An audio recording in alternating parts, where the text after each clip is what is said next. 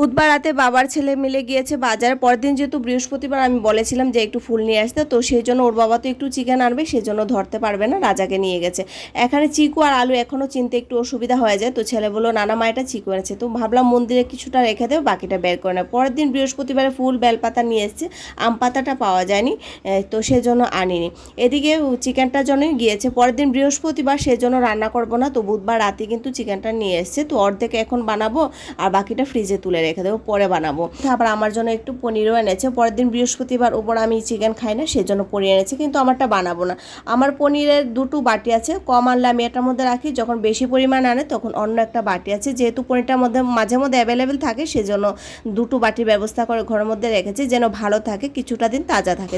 এদিকে কিন্তু চিকেনটা প্রায় আমার মোটামুটি হয়ে গেছে, রাতও আজকে অনেকটাই হয়ে গিয়েছে, যেহেতু বাজারে একটা ব্যাপার থাকে।